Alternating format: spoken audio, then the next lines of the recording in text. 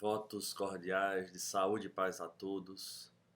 Gostaríamos de mandar um abraço fraterno aos amigos que fazem e que frequentam o SELEC e aproveitarmos estes momentos para essas reflexões que o Evangelho nos convida e que às vezes a vida, no seu ritmo tão intenso, nos toma pela mão, nos impedindo, de certa forma, de mergulharmos no conteúdo que a doutrina espírita nos traz, relembrando a figura de Jesus.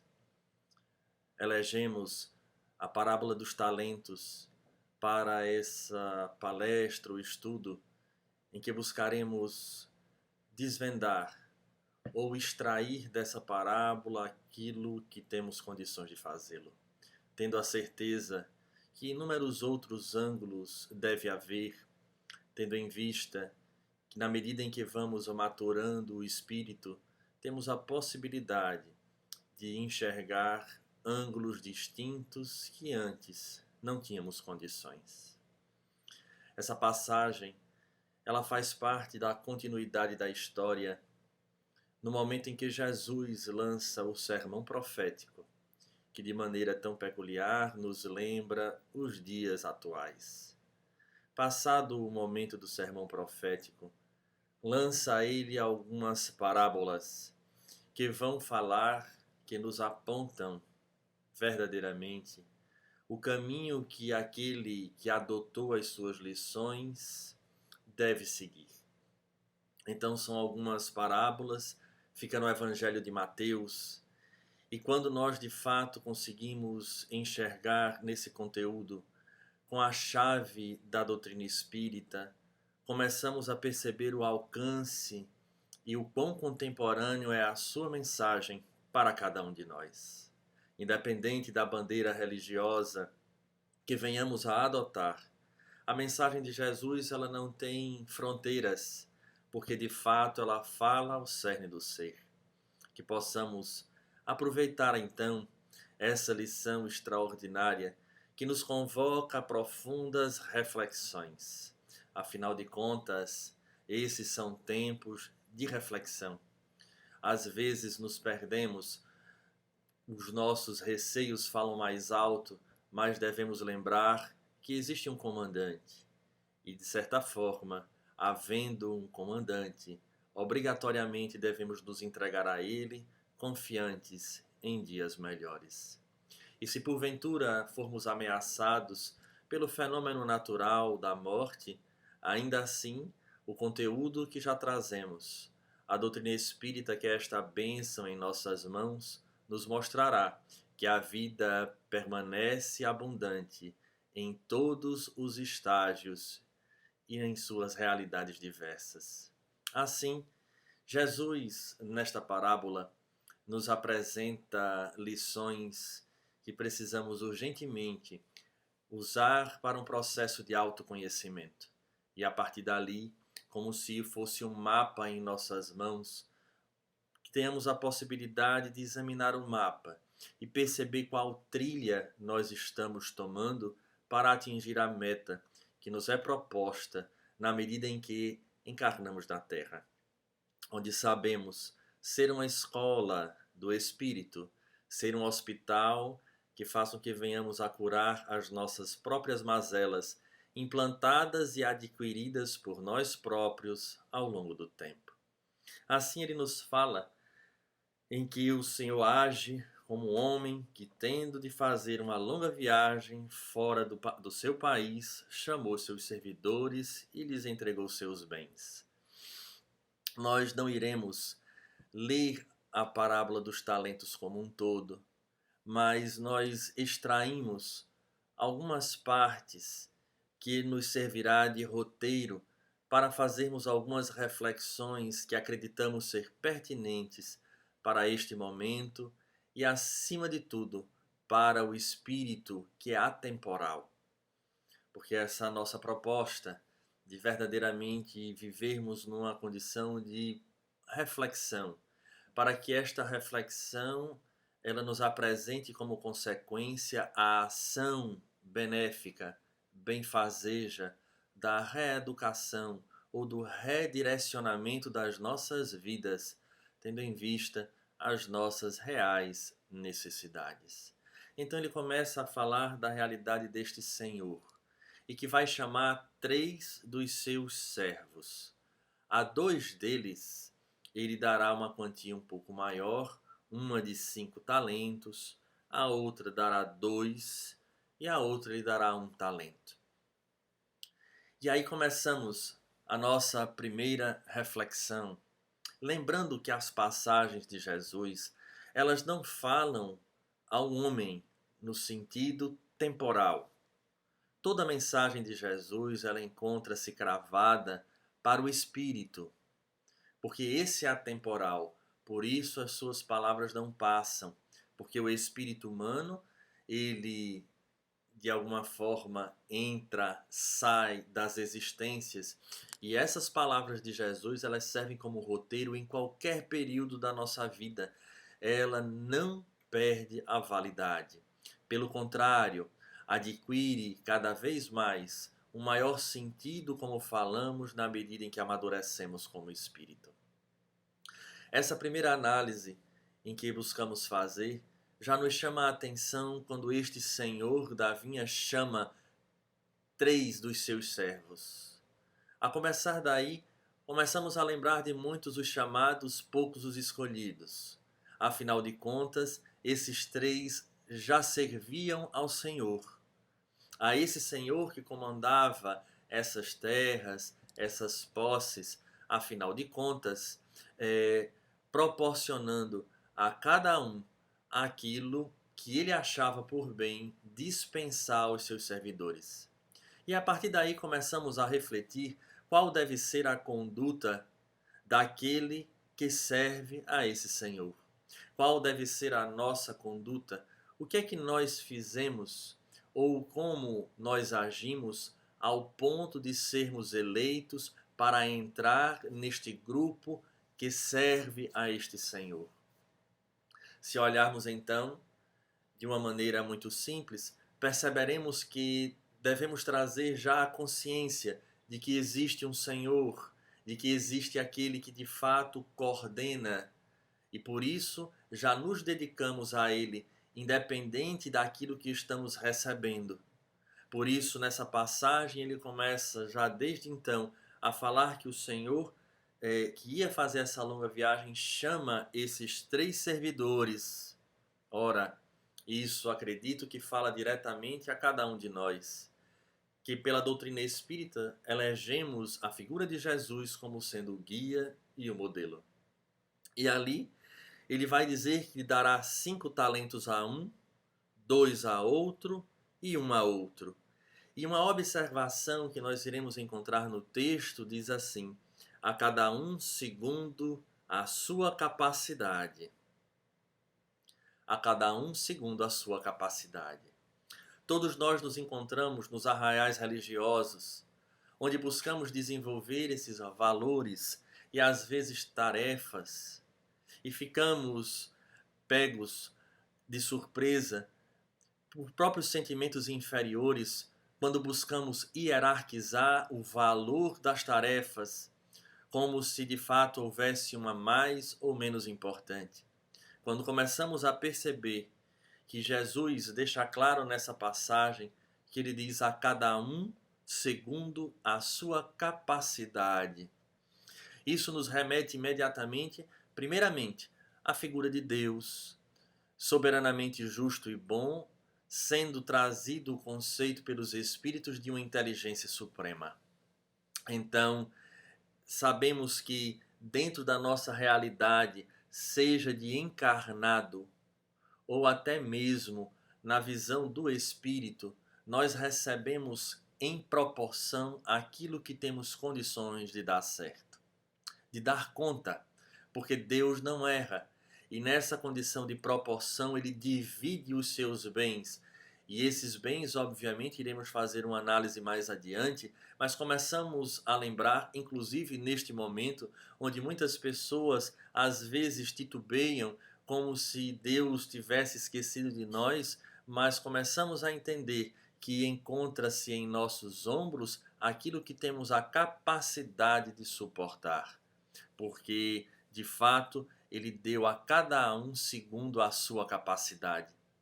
E isso é muito importante nós pensarmos, porque isso tem a ver com proporção em termos de peso da cruz. Então não carregamos um peso que seja impossível de ser levado adiante.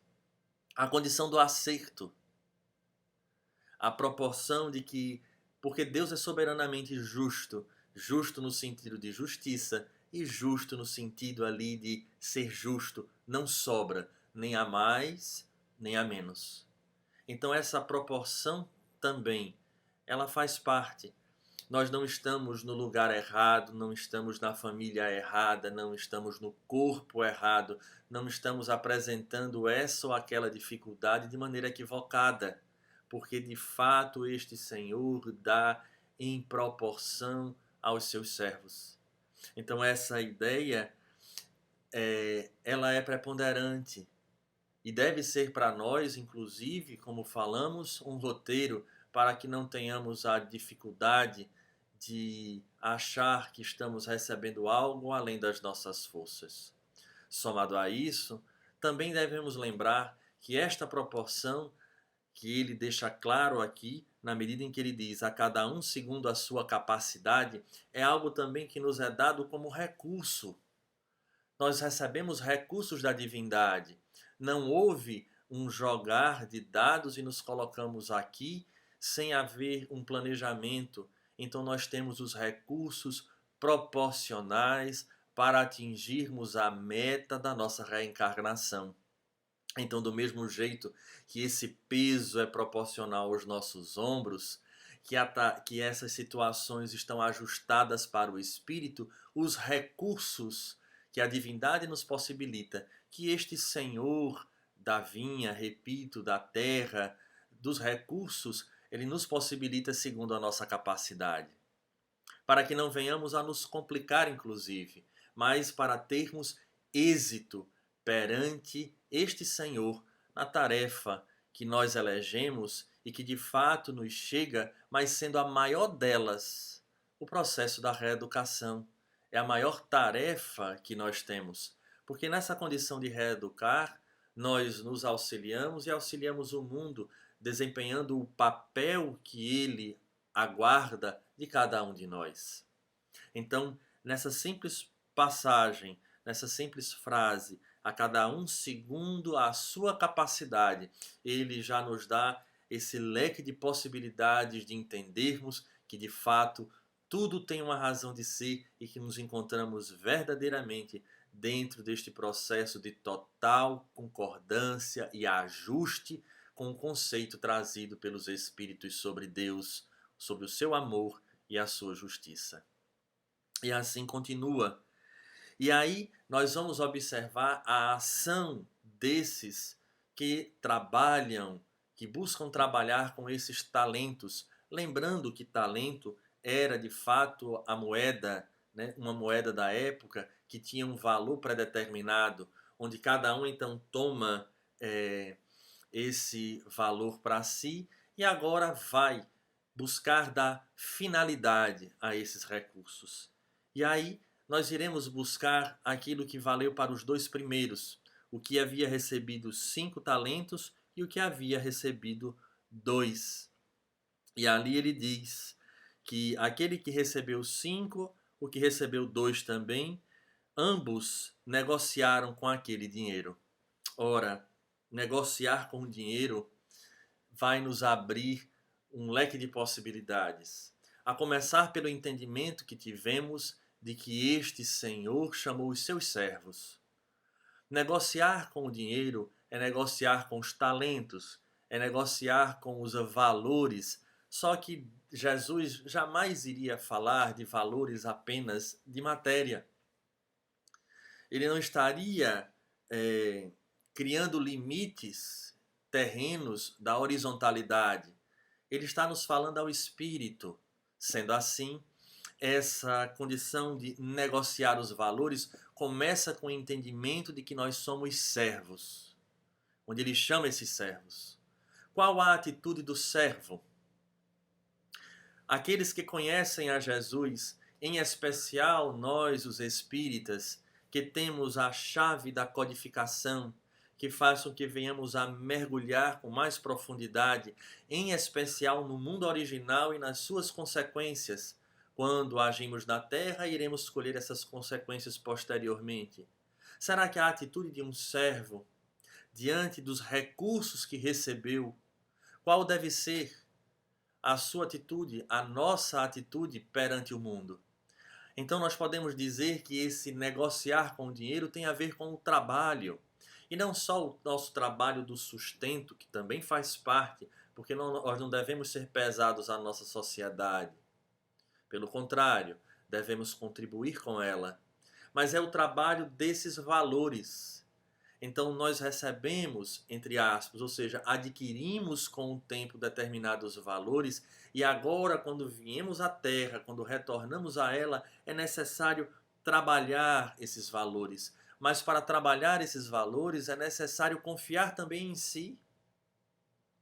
Porque na hora em que recebemos esses recursos, diante de tantas situações que não comungam na mesma vibração, na mesma realidade que nós, que somos servos deste Senhor, iremos encontrar dificuldades das mais diversas e que às vezes o receio nos toma.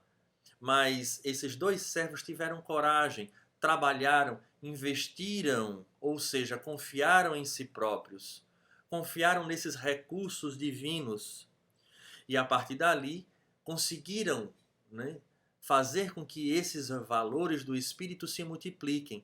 E o que verdadeiramente observamos até na história de todos os mártires do cristianismo, nas diversas bandeiras religiosas, onde eles começaram às vezes tarefas pequenas, e essas tarefas representaram uma escola avançada para que esses desenvolvessem valores muito mais do que como iniciar uma tarefa.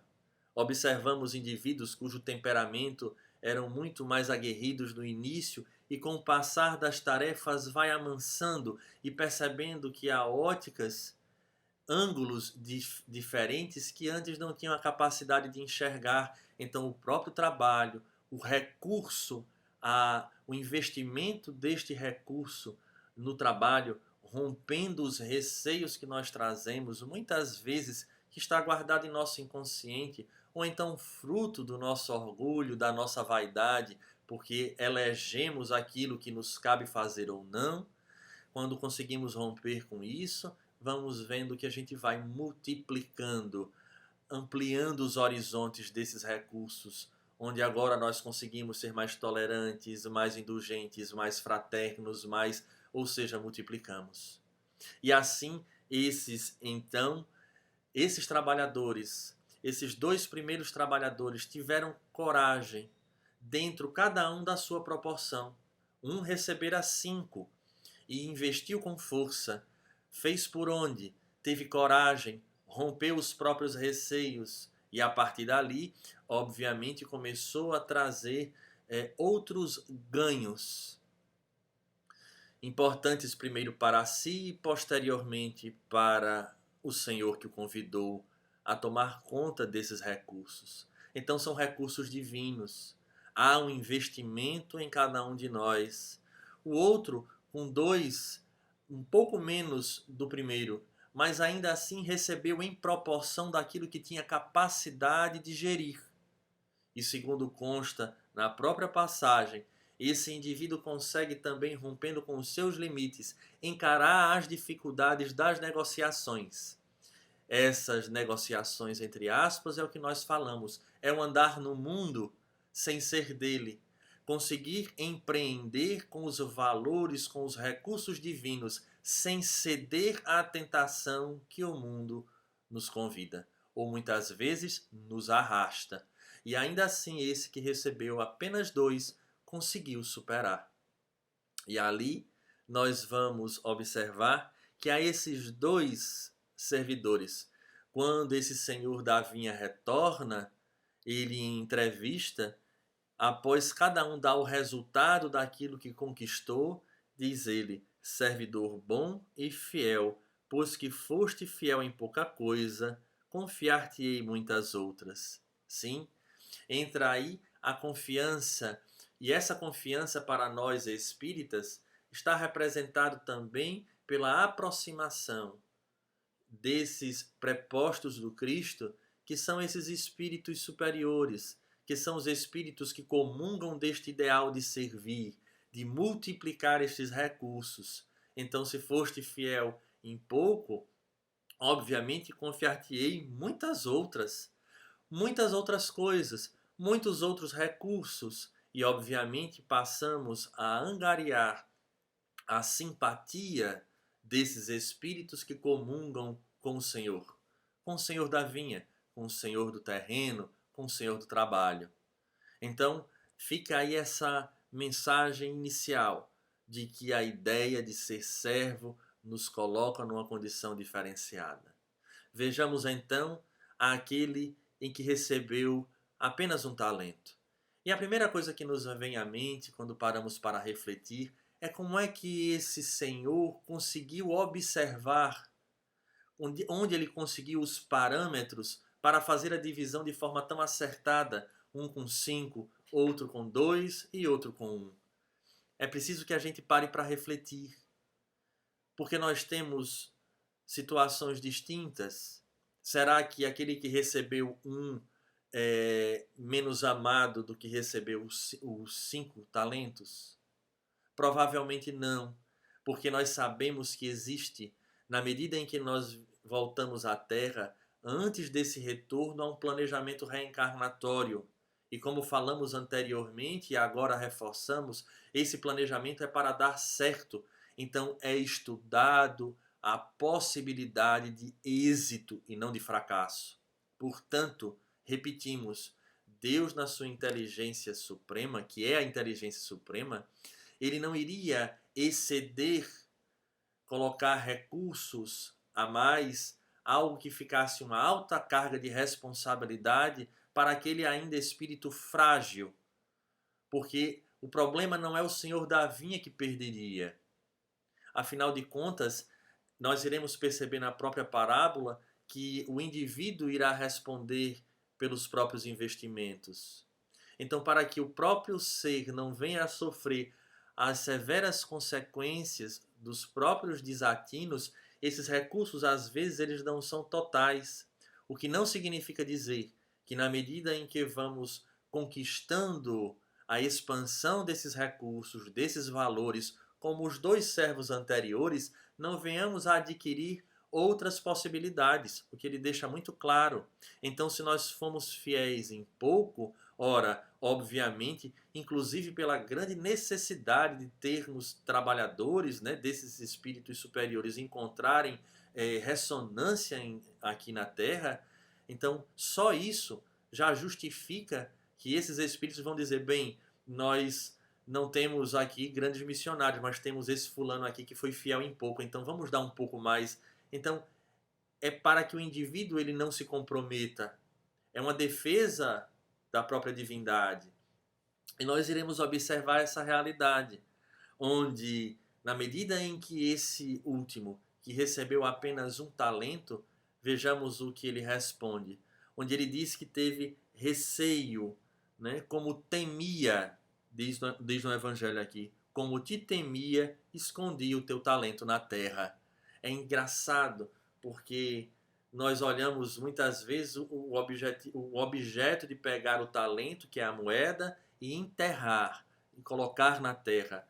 Mas, como falamos anteriormente, é preciso transcender essas mensagens, porque Jesus falava ao Espírito. Viemos à terra, ou melhor, retornamos à terra, nós nos colocamos na condição de servos deste Senhor, mas na medida em que recebemos os nossos talentos, os nossos recursos divinos para trabalhar como servo dele, nós enterramos. Enterrar, no sentido de entrar na terra, só que não no sentido objetivo, mas no sentido subjetivo, de agora fazermos parte dos valores que a terra propõe e não de que o Senhor da vinha propõe. Então, ao invés de termos a coragem de sermos de fato os cristãos verdadeiros, né, os apóstolos da nova era, nós simplesmente nos acompliciamos com aquilo que a terra nos chama e muitas vezes nos toma pela mão. Então isso é enterrar o valor, é viver a terra, esquecer dos nossos compromissos com o Senhor que nos enviou, onde Ele nos deu todos os recursos para trabalharmos com qualidade em sua vinha. Então, como eu temia o Senhor, ou seja, como eu não tenho coragem de assumir a postura de um servo, entrego-me à terra. Daí lembramos mais uma vez o Evangelho. Não se serve a dois senhores, a Deus e a Mamon. Só que neste caso, este servo acaba entregando-se a esse Deus, entre aspas, a Mamon. Por isso ele enterra. Então ele passa a viver tudo que o mundo convida. Quando o Senhor da vinha o solicitou a usar os seus recursos e multiplicá-lo. E esse processo da multiplicação, obviamente, é a aplicação desses valores, contagiando outros corações, arrastando pelo exemplo. Então, ele prefere esconder, ou seja, ele não age como servo.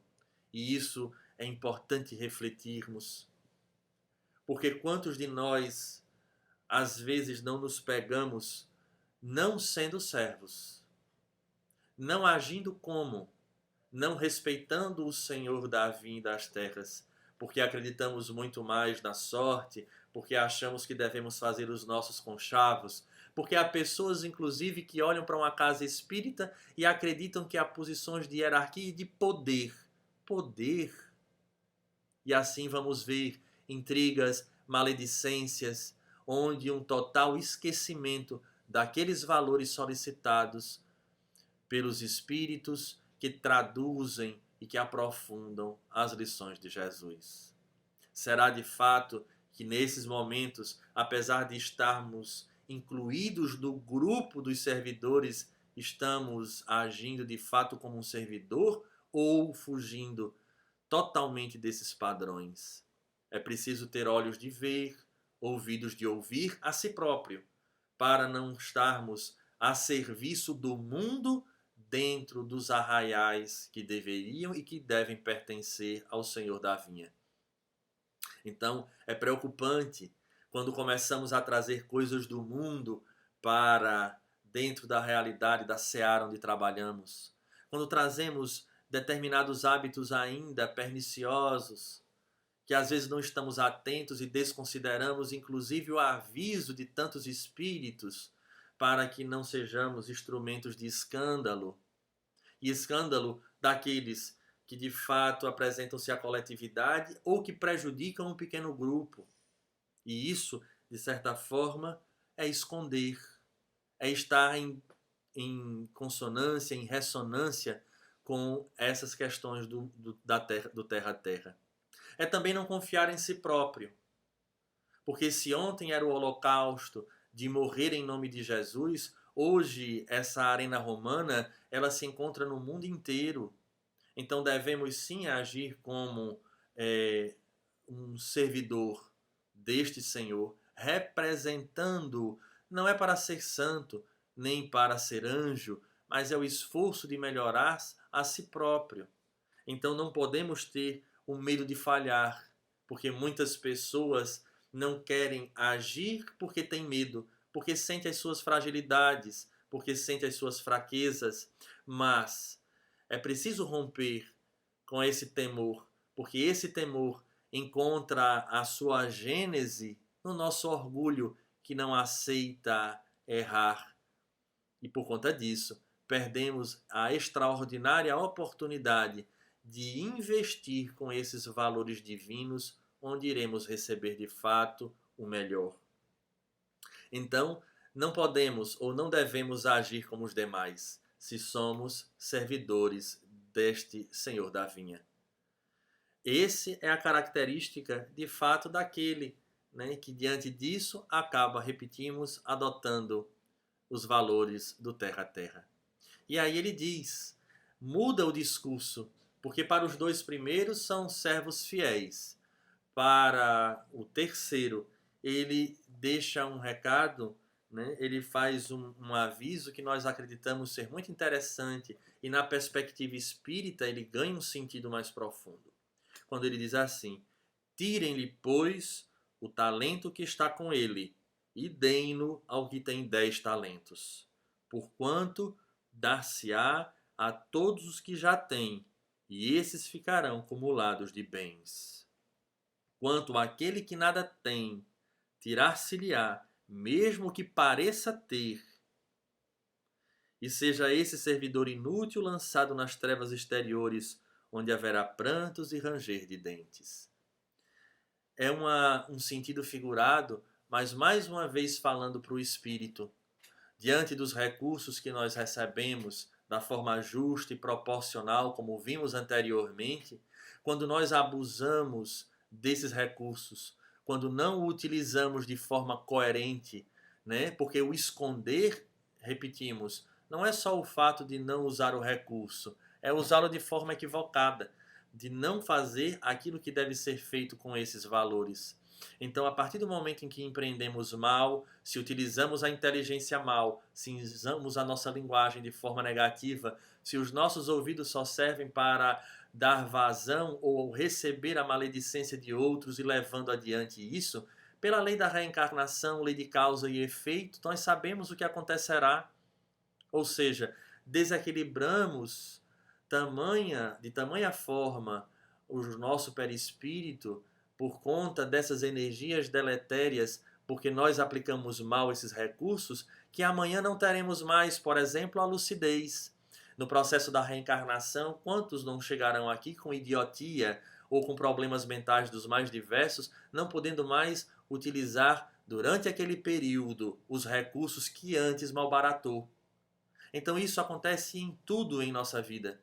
Se nós olharmos então o nosso processo existencial, desde o nosso planejamento, a nossa chegada, a família que recebemos, são recursos que temos para desenvolver valores. A Terra, nesse momento em que se encontra, sendo essa grande escola, inclusive dolorosa, porque nos faz sair da zona de conforto, são recursos. Por que maldizer? Por que achar ruim? Quando na verdade devemos aprender da melhor forma. Então, na medida em que nós não usamos os recursos conforme o Senhor da Vinha nos convida, obviamente sofreremos as consequências e será tirado sim, por que não dizer, mais adiante. Tirado no sentido de que precisaremos passar pela escassez para dar valor ao conteúdo que recebemos. Ao conteúdo, às potencialidades, a esses valores. Então a parábola dos talentos, ela é extremamente contemporânea, porque ela fala ao espírito, que possamos de fato fazer uma reflexão desses valores, desse investimento divino, e diante disso, como estamos agindo na terra, como estamos agindo na família, como estamos agindo perante a sociedade. Nesses dias que passamos, observamos pessoas focadas, centradas em críticas diversas, como se a vida estivesse relacionada apenas à política, relacionada apenas a um contexto social, relacionada à nossa vida de podermos usufruir daquilo que a terra nos apresenta. Somos espíritos imortais. Jesus nos convida a observarmos todas as suas lições, nos convidando à realidade da caridade. Por isso, a doutrina espírita é feliz quando diz que fora da caridade não há salvação. E a caridade, a que entendia Jesus, nos eleva a um patamar de agirmos de maneira diferente. Benevolência, indulgência e o perdão das ofensas. Assim que possamos reler a parábola dos talentos, buscar mergulhar cada vez mais nessas lições, extrair para cada um de nós aquilo que se faz de fato necessário para termos, mais uma vez, esse mapa que nos convida a lermos o caminho para elegermos a trilha que nos levará aos portos da paz e do equilíbrio. A todos desejamos votos sinceros de saúde e paz, e que tenhamos a certeza de que Jesus está no leme. A todos, um grande abraço.